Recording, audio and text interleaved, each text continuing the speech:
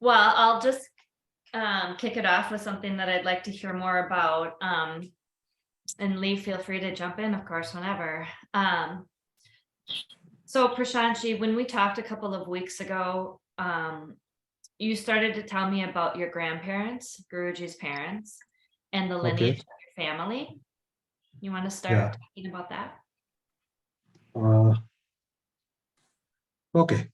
There are many things that Guruji was not able to share with us.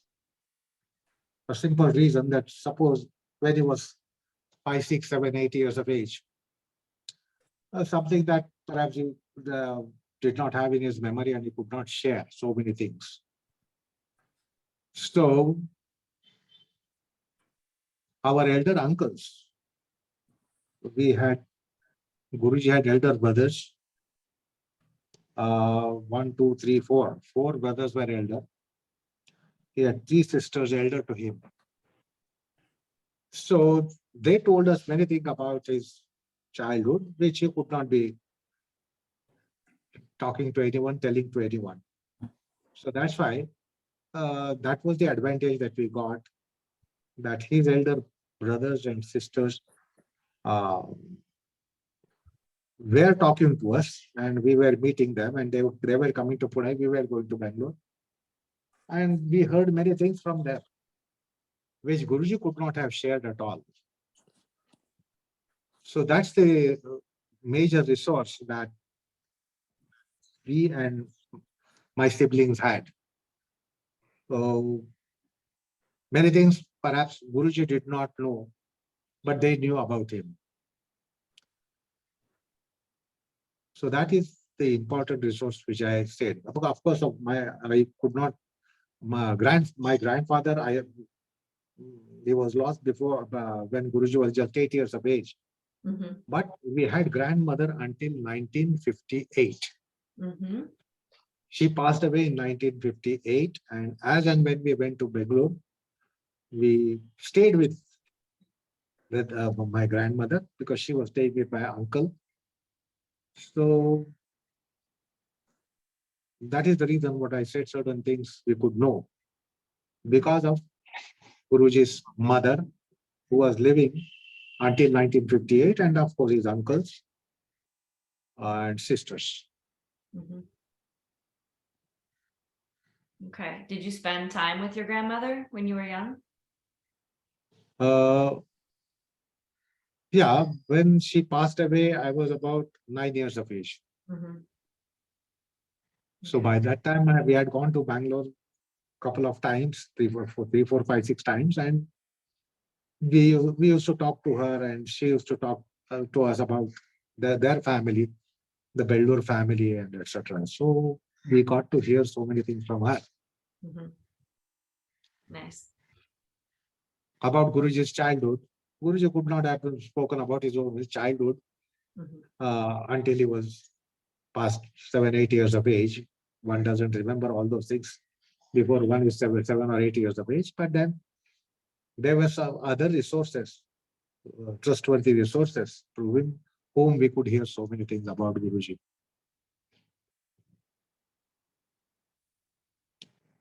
And so, what was his childhood like?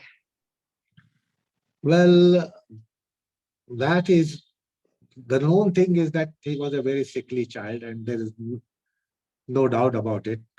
He was born during the world epidemic of influenza. So that was a fatal disease in post-war scenario, First World War, 1918. And there were many diseases, many epidemics in India. And he did suffer with tuberculosis, which was quite a dreadful disease in 1920s. Influenza, what later we called it as flu. So TB, flu were the two diseases which he was attacked in his childhood. And they were formidable diseases then. There were no vaccinations, etc. then, and there were not even medicines to cure them in 20s, 1918 onwards, 20, 25 years. Mhm. But, and therefore he was quite a weak child. That also we heard. And like characteristic of a very weak child is that the head is large and the body is small. Mhm. So that was indeed his case. And his childhood was not something that he could enjoy. He had only problems, he had only pains, he only had weakness to face.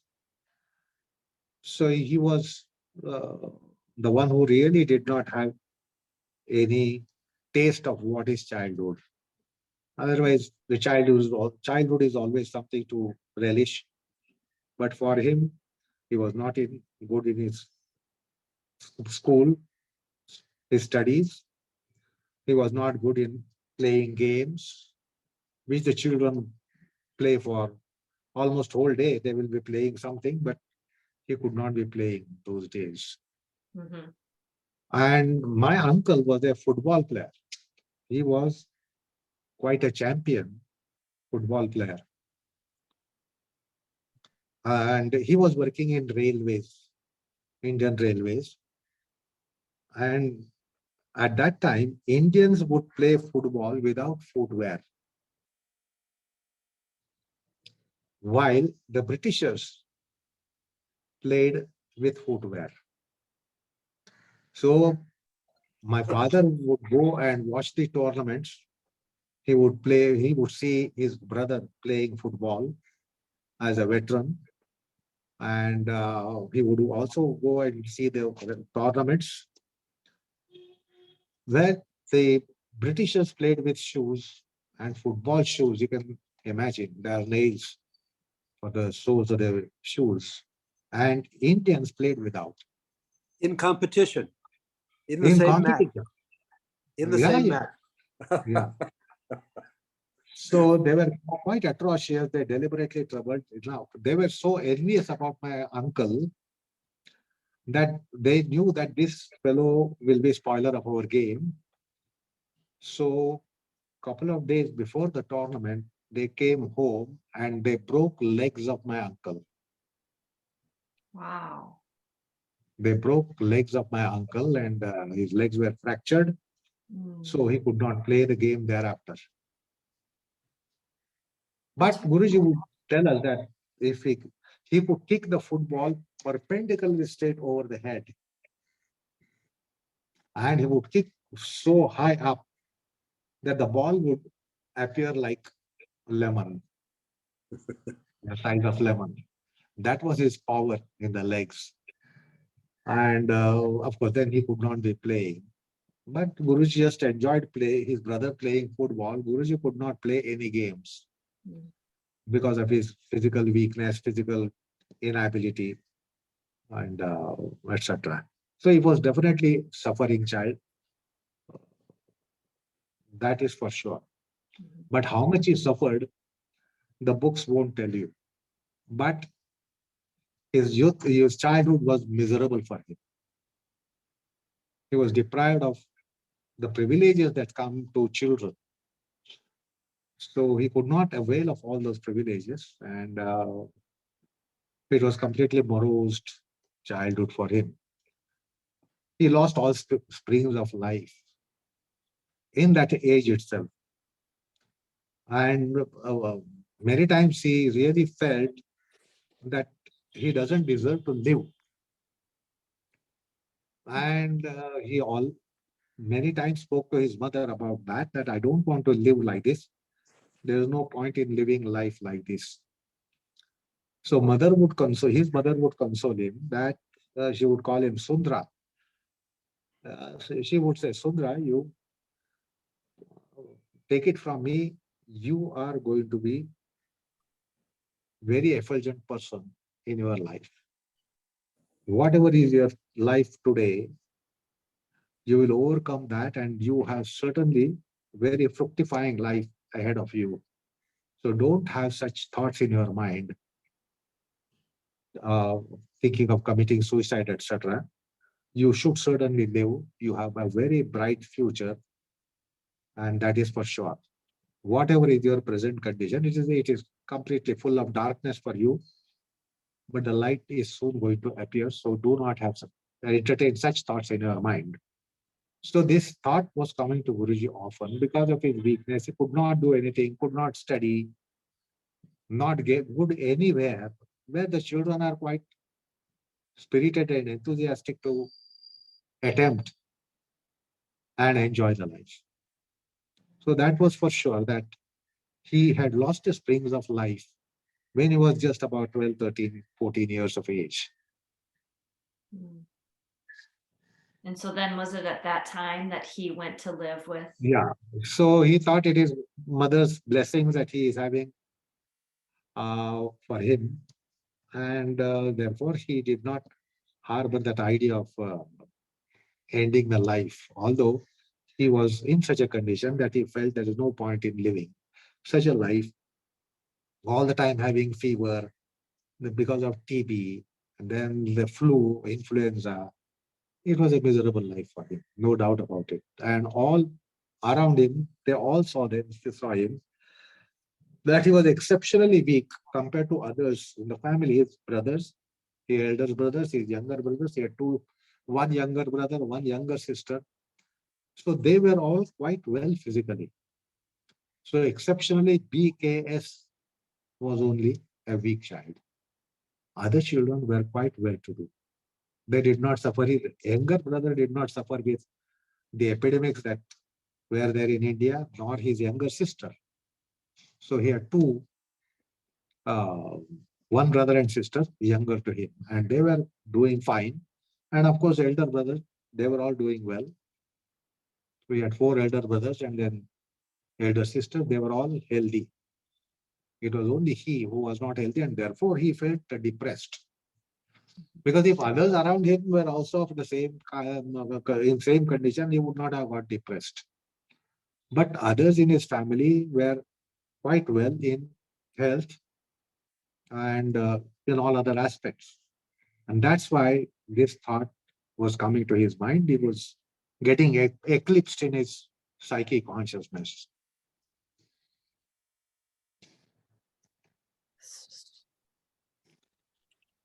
And then he This- was so weak that once his Guruji's sister, that is wife of Krishnamacharya, they got married around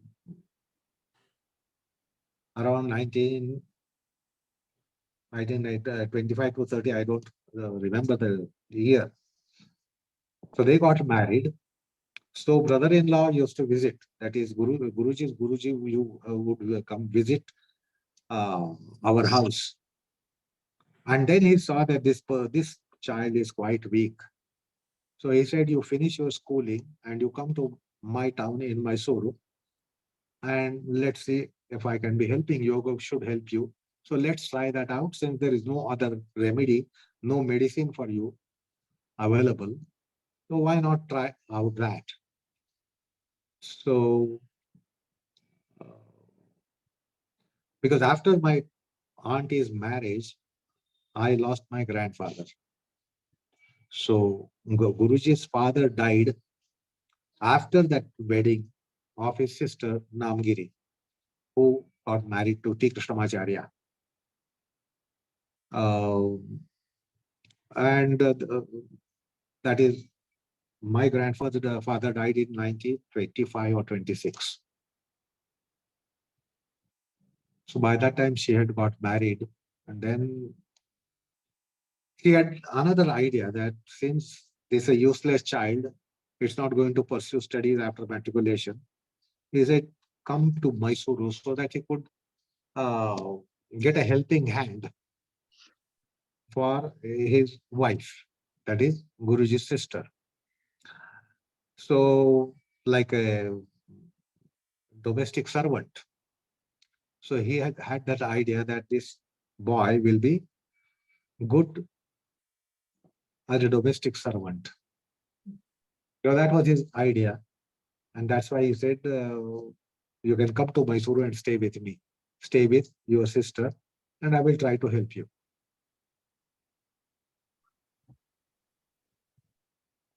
And so how long was he with them before the yoga teachings began? Okay. He passed his schooling in 1934. He passed his schooling in 1934. That is secondary school education examination. And then immediately after matriculation, in 1934, he decided to go to Mysore. He went to Mysore to stay with his sister. And then he was helping his sister in domestic work, expecting that sometimes Krishnamacharya would start teaching him, initiate him into yoga. So he was waiting for that, and in 1934 he went there. So But it did not happen. He did not get the initialization or initiation until for about 18 months or 2 years. So he was just working, doing only watering the field and helping in the kitchen, etc., doing household work and getting grocery from shops, etc., etc. But then his Guruji was not really inclined to teach him, because that was not at all his intention. Because Guruji was so low in IQ, health quotient, intellectual quotient, etc., etc. So he thought there is no point in really teaching him. So he was not really teaching him. But this is the worldly picture of it. In mysticism, as far as these subjects are concerned, there is a way of teaching without teaching. So because Guruji was not directly initiated, whenever Guruji was teaching his students, the close the door and teach behind the closed doors, he would try to be near the door and try to hear from closed doors what is transpiring there. So he said, since I am not seeing any chance that I will be taught, kept his ears, he tried to follow in whatever it could be done indirectly, sit under the window and try to hear through the window sometimes. If they were not sitting near the door, they would be sitting far end. So he would go to the window that side and sit under the window and try to hear. So the things were falling on his ears. Sometimes he would be peeping in to see what is happening. So it was a kind of hide and seek kind of game. And that's how it started. Indirectly, he was starting to learn from seeing whatever is possible and then hearing what is possible. And then, of course, Guruji, Gati Krishnamacharya said, okay, anyway, I'm conducting classes in the Yogashala in Mysuru for children. Because he started teaching for children under the auspices of the royal family. So he said, well, you can come there. And then he got into Yogashala, where he was only teaching children. And during teaching children, he would allow my father to be present in that class or whatever it was called. Because for others, he would teach private tuition. For elderly people, he would be teaching private tuitions. Only for school-going children, he had devised some yoga for children. And he allowed B.K.S to join there. And there he was taking complicated poses, etc. Because after all, they were children of 8, 10, 12, 15 years of age, so flexible bodies, malleable bodies. So he would make them Kapotasana, Bhushikasana, etc., etc. So don't think that Guruji's teaching started with Trikonasans and Tadasans. Because he joined ongoing classes in Yogashala, where the children were taught for already some years or at least months. And Guruji stepped into that Yogashala and started following what they are doing. So they would be doing what jumping, Surya Namaskar, etc., and complicated asanas, Bhujapidasana, etc. He would try to attempt those asanas. It did not start with formal Tadasana. Like we get the idea, standing Tadasana, then alignment, proper positioning, even weight distribution. All that was not which was taught to him. Any position, posture that is taught to children, we don't teach alignment to children.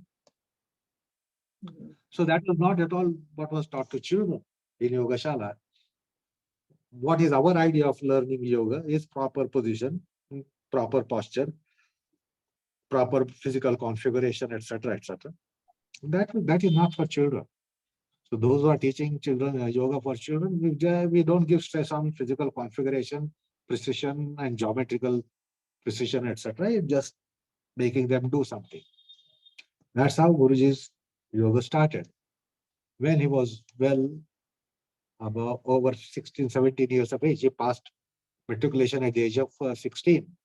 So he was more than 16. And he started doing that way. So somehow it commenced, but did not last long.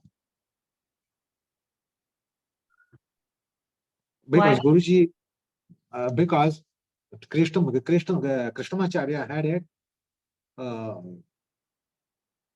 tour to present yoga demonstration, lecture demonstration in various parts of Karnataka and then South India and then all over India. So he used to travel with a band of students, pick up good, flexible students and carry them and give lecture demonstrations. So in 1937 itself, Guruji came to Dharwad. T. Krishnamacharya came for a demonstration tour and he took B.K.S with him. Now you can imagine how many months he must have learned. And Krishnamacharya's teaching for children at that time, it was totally different. Today we cannot imagine such kind of teaching and such kind of teachers at all. He would just say, do an asana. He won't teach. So on one occasion, Guruji told us, he said, Sundra, come on, do Hanuman asana. So Guruji said, I was afraid that my shorts might be torn if I attempt to split my legs to Hanuman asana. Because whether you can do or you cannot do, he cannot be saying I can't do. He had to try, because the Krishnamacharya was such a impactful and strong person that if he said, one could not say no, I can't, I will not, etc. You have to attempt. Whether it comes or not, you will have to make an attempt, an all-out attempt, and not half-hearted attempt. So there was no chance to be doing anything half-hearted in front of Krishnamacharya. As many of you, Guruji's students have also perhaps experienced, that you could not be doing half-heartedly in front of Guruji. There is no way that you could be half-heartedly attending any asana or whatever action Guruji expected. You had to go all out. So was the case of Guruji, that he had to go all out. So he said, I'd never attempted Hanumanasana before. But he said, come on, do Hanumanasana. When there was public in front, Guruji attempted and somehow he got it. He said, I had never done it, but I got it. I got it out of fear. And then, of course, he said, I had to face the consequences thereafter. Next 10, 15 days and a month or so, somewhere I tear off muscle, etc. So I suffered a lot, he said, because I did not know how to go to Hanumanasana because I had never done. But he said, come on, do it. I had to do it on the stage.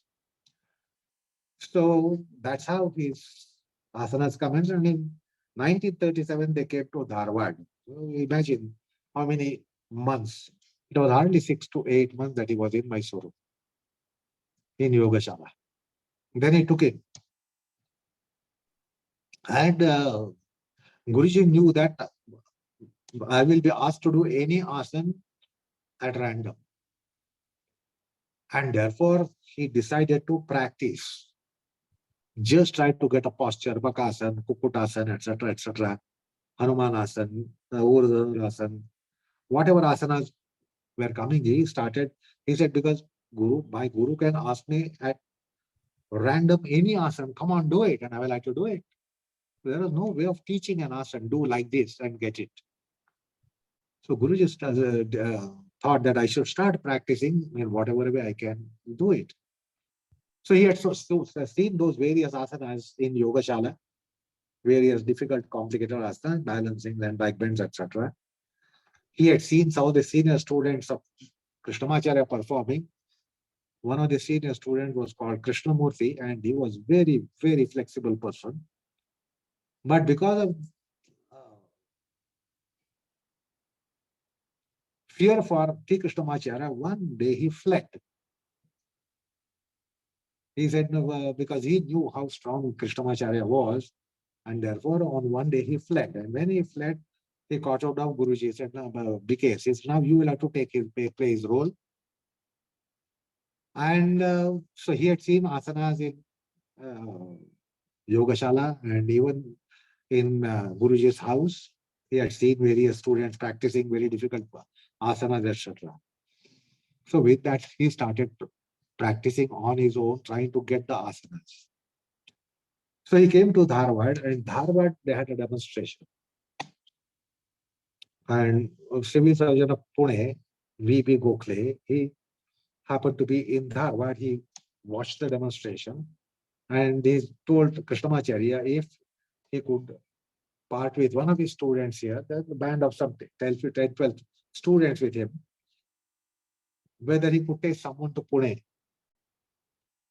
So there, Krishnamacharya saw that this B.K.S. is only a person who can speak broken English, because he had done his secondary school education and he had some broken English he could be talking. He knew few words. Not that he was able to speak English, but he knew few words in English language. And if I may say, Guruji actually passed his matriculation, but he failed in English. And if you fail in English, you don't qualify for any public service. You can't be getting any service in a government department if you are not passed in English. And Guruji failed in English. But he knew few words. So he said, oh, okay, take this boy. He can speak broken English, etc. That's why Guruji said, okay. And then Guruji came to Pune. But before coming to Pune, when Guruji, T. Krishnamacharya, was in Dharwad, it was not just one day in Dharwad, he was there for some time. He was teaching some private tuition to someone, elderly people in Dharwad. And in Dharwad, somebody asked for a younger person to come and teach. So Guruji had to travel 18 miles from Dharwad and teach the person and come back home. So he would leave in the morning, go 18 miles and teach the person and come back. So it was complete, taking a complete day. He would be returning only after sunset. So he traveled walking 18 miles one way, and he took some train to come back. So because whatever fees was given, it was okay, only he could spend one-way fare for it. And therefore he did this to and fro 18 miles from Dharwad, Hubli, Dharwad, the twin cities. Go walk 18 miles in the morning because you are fresh, return in the evening by train or public transport, bus, etc. So that's how we did for a couple of months. But then by that time, V.P. Gokhale arranged everything in Pune, and he said, okay, you have to come now. So V.P. Gokhale went back to Pune, came back to Pune, arranged for his classes in Deccan Gymkhana, and then gave a signal that B.K.S. now can come to Pune. Then he came to Pune and settled in Pune and started teaching in Deccan Gymkhana. So hardly he had 6 months in Yogashala.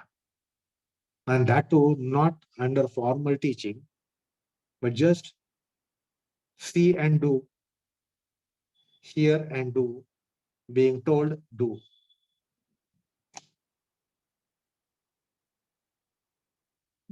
So that's how his commencement was there in learning yoga. It was not really formally learned. He was not formally taught, trained, because Krishnamacharya did not want to do that. This is how it is seen that maybe there are some students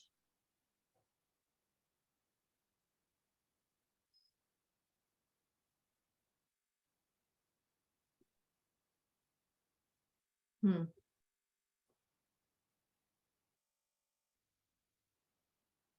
Can you see? I cannot see you. Yeah. Yeah. Now we can hear you. For the past 60 seconds or so, we've not heard you. I don't know if you've been speaking. Oh, okay. Not teaching is a way of teaching. See, because while we teach, we come across some of the students, howsoever you teach, they don't learn. Is that right? Yes. It is not that you learn because somebody teaches you. Hmm. Despite you teaching, there are many who don't learn. Similarly, it is also possible that without teaching, somebody learns. So philosophically, it is to be reconciled that Krishnamacharya wanted Guruji B.K.S to develop in his own way. This is how we have to take it philosophically. And not taint him, influence him. Because you can see other students of T. Krishnamacharya, what they are doing, how they are doing. So Guruji would have ended up in doing the same way. Like some of the other students of Krishnamacharya are doing, they were taught, they were formally taught. Perhaps for some of them, he did the spoon feeding as well. So Guruji realized that I will have to learn my own way.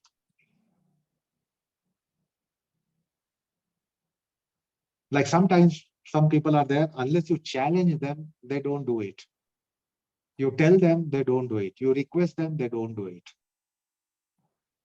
You challenge them, they do it. And Guruji had this character. If he was challenged, he would do it. If he was allured, he would be doing it. If he was enticed, he would not be doing it. If he was challenged, he would be doing it. So Guruji's nature was also unique. I don't know whether this was Krishnamacharya's revelation or not, but this is how it should be taken up philosophically. And many times my mother told Guruji that the way he behaved with you was apparently a kind of detest, hatred, dislike, aversion for you. But that is actually the blessing. So this philosophical lesson was given by my mother. Do not retaliate. Because they were in correspondence. And sometimes it would be fiery correspondence. So when my mother came to know that more often it is a fiery correspondence, she told my Guruji that his curse is a blessing to you. If he abuses, that's a blessing to you. If he is angry with you, that's a blessing with you for you. Take it this way. That's how the Guru might be. Guru can be in so many forms. So Guru can be in that such a form as well. So he wants you to be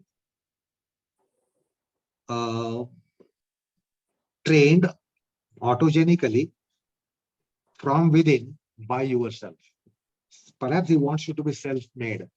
And that's why he is not carving you, shaping you, feeding you. So later Guruji also understood when he was more matured. And thereafter Guruji was totally mellowed. Although T. Krishnamacharya was writing to letters in fiery languages, he would not retaliate. He would take it as, and he would reply in a very humble way. So that's how perhaps Guruji was to be taught. That was perhaps destined, that he should be taught that way. If somebody came and molded him, shaped him, etc., etc., Guruji would not have become what he became. So that's how Guruji became a self-made man. He started experimenting. That's why I often explain Iyengar's yoga, which is different than Iyengar yoga. So he was experimenting. He had to experiment. There was no other way. He had to try. There was no other way. And Guruji became what he became because of his whole endeavor in yoga. Totally self-dependent. Dependent on what is within him. It is not right to say self-dependent. Dependent on what is within him. So that was the way to teach. There is in Guru Rahasya, I've given a talk sometimes on Guru Purnima. The gurus can be teaching in so many ways. It's not formal way of teaching. I am a teacher, you are my student, you pay me fees and I will teach you, I will entertain you, I will give every kind of facility and see that you get the education that you should be getting. No, it's nothing like that. In spiritual pursuit and in earlier times, the vidyas were not attained in formal way that we imagine. It can be taught in any way. It depends upon intuition of the teacher for the student and intuition of the student himself.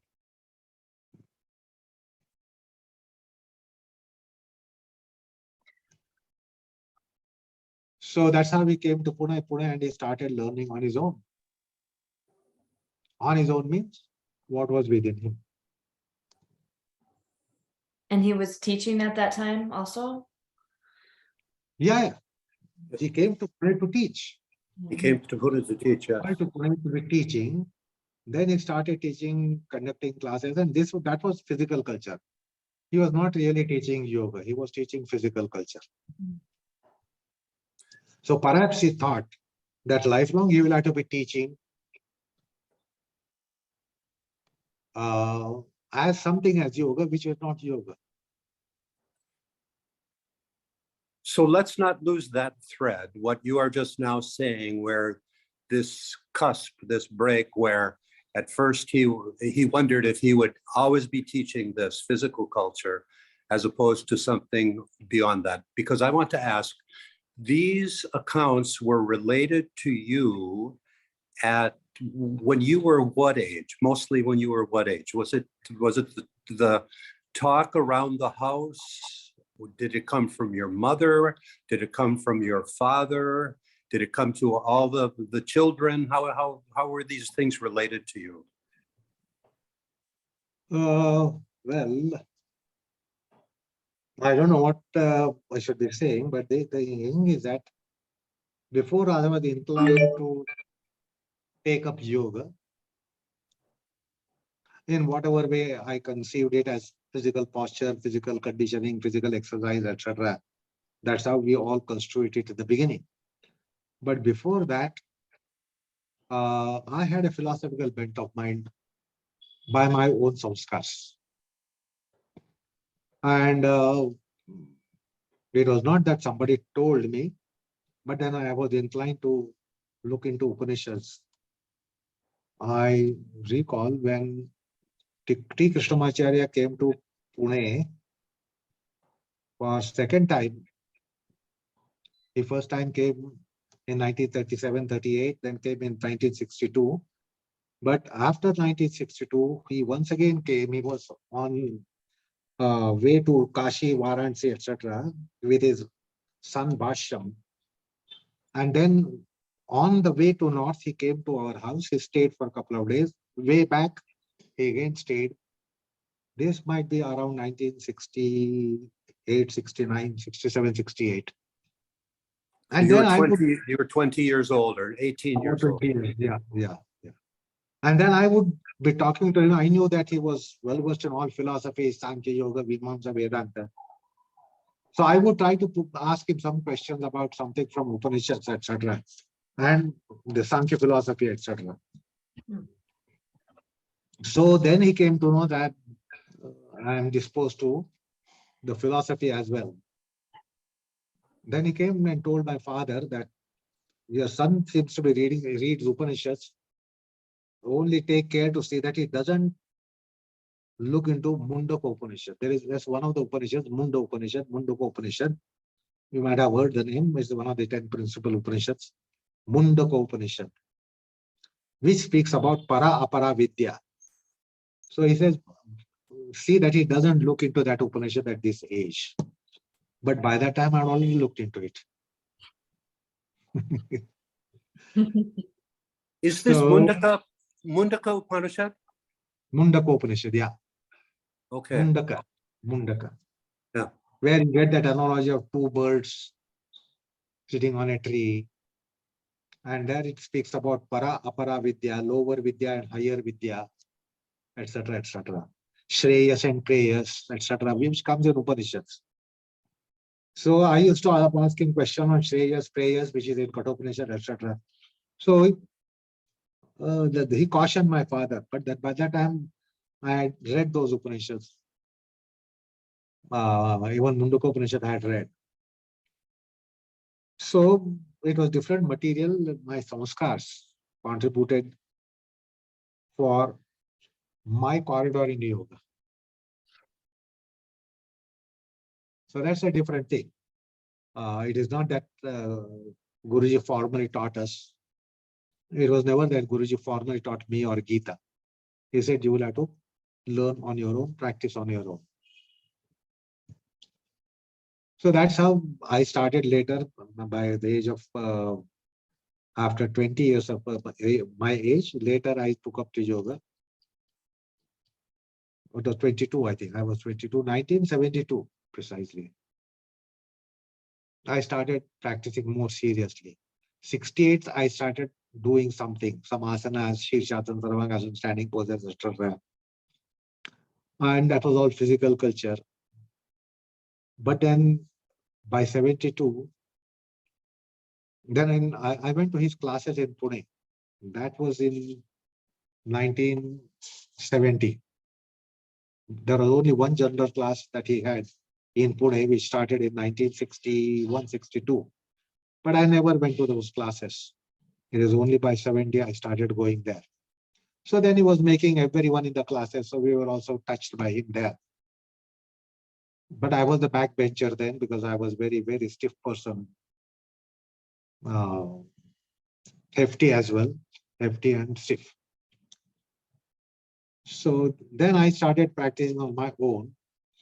I knew that I don't do good asanas, therefore I closed the doors and I started practicing regularly behind closed doors. I didn't want anyone to look at my practice. And that's how I started practicing when Guruji was not aware what I'm able to do, what I do, etc., etc. It is later he came to know that I'm doing certain asanas. And then he said, okay, join the Thursday class, which was conducting for Shah, Pandu, one Father Lobo. And then all the foreigners who came to India there at that time, Dona, Martin Jackson, Agnes, Angela Farmer.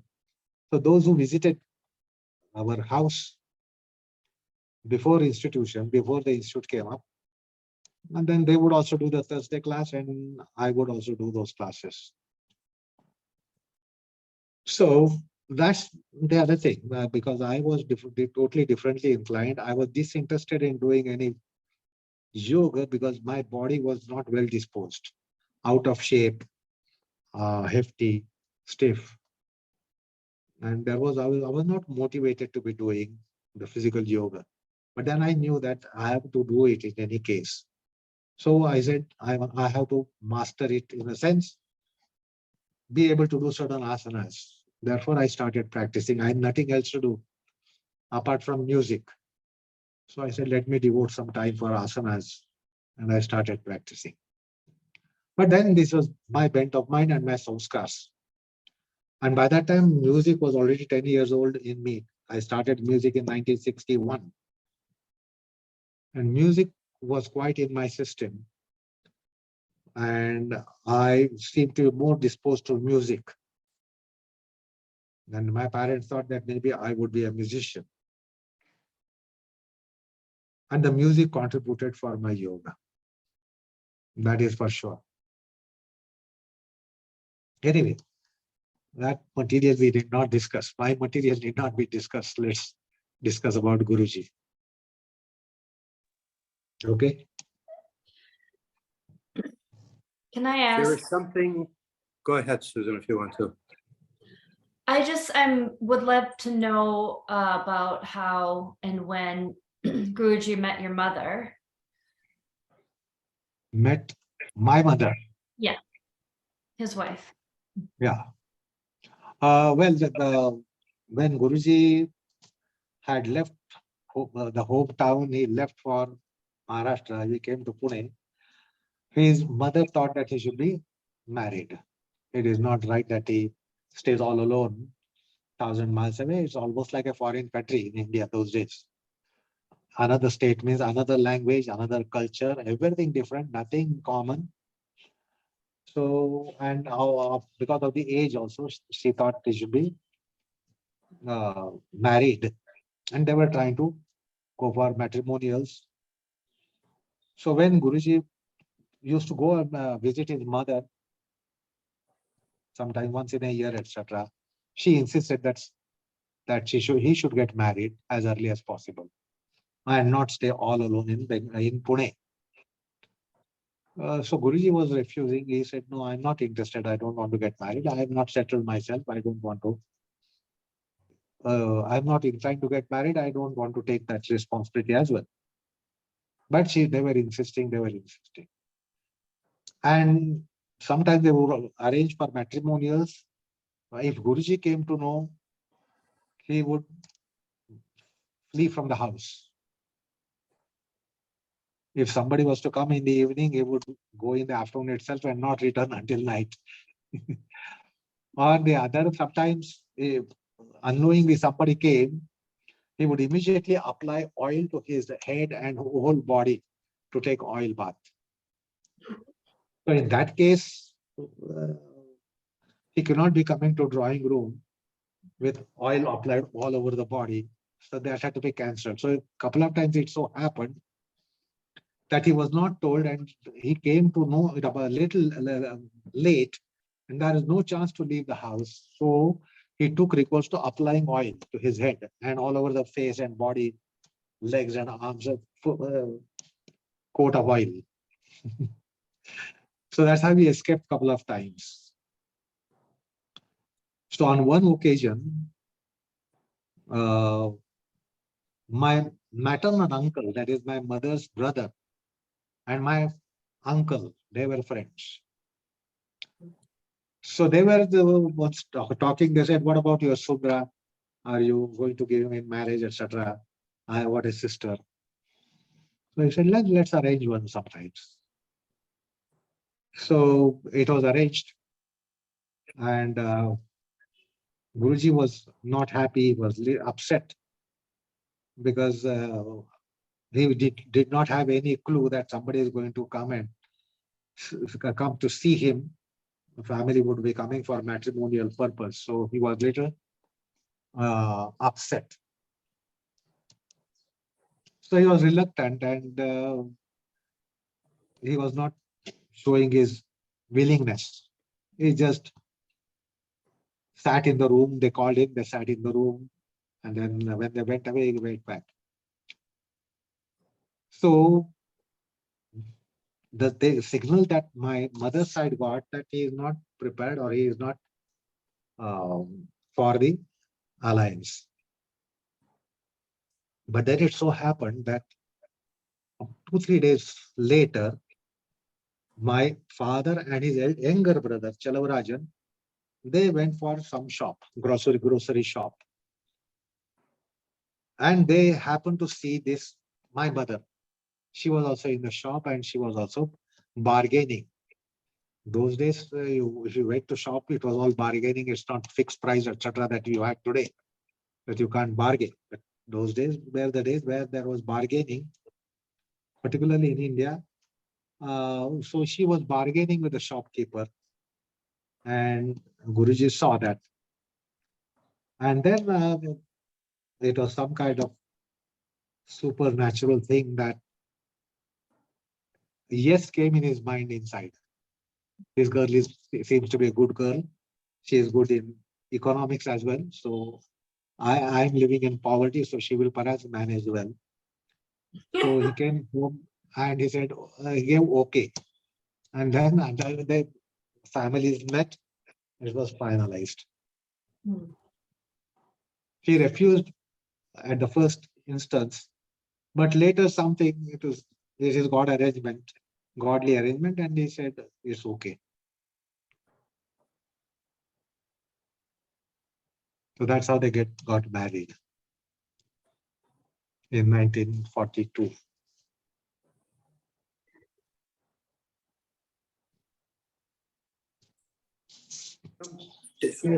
What is the time? You're looking at the clock, sir? Huh? Are you looking at the clock? Yeah. Yeah, and how much time, we should keep this fresh. And how much time should be devoted? Another 5 minutes, okay. Okay. Maybe, I don't know if this is the right time or maybe a little later, because it's a big jump in time. But let me just introduce it, a topic, and maybe address it at another time. But, when I first was in the same room with Guruji, which was 1983, I think, in Holland, I was with Victor and Anamika. And okay. The thing that struck me about Guruji, his physical presence, his physical trait, and which has never left me since. It was through all the time that, we knew him after that. What Kristen and I saw was this skin of his, this golden tone to his skin, this beautiful golden tone to his skin. And I happened to come across some things many years later, 25 years later. First of all, I came across something, in one of those invocatory statements about a guru, someone said about Ramana Maharshi, he whose body glows like a ripe mango.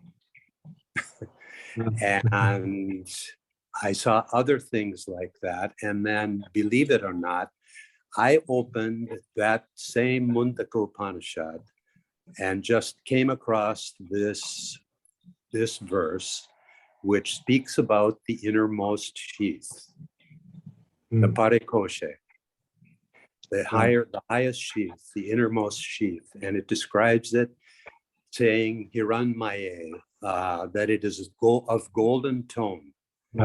And it is parikoshe, it is the highest sheath, in this case being the innermost sheath.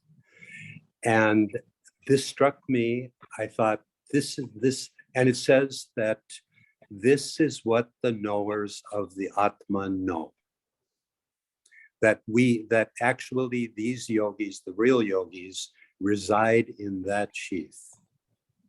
It's the one that's closest, of course, to the self itself. And for me, it always felt like that is what gave Guruji's skin that golden tone, that glow that he had, except a few times when he was sick, where his skin got a little gray.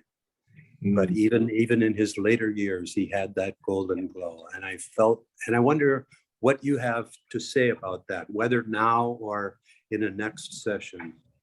Yeah, maybe the next session. There are a couple of meanings. Hiranmayena Patrena.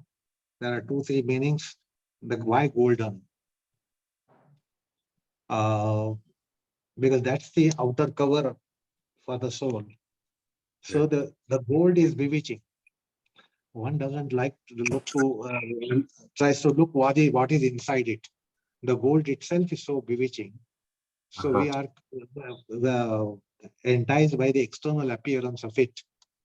That is one of the meanings. There are several connotations to that concept of golden egg, Hiranyagarbha, Hiranyamaya Purusha, etc., etc. One of the most significant is that it veils itself in a golden case. So we get carried away by the golden case and we miss what is the content. So anyway, there are so many connotations to it. But yeah, but before going to that, there are so many things that we should discuss.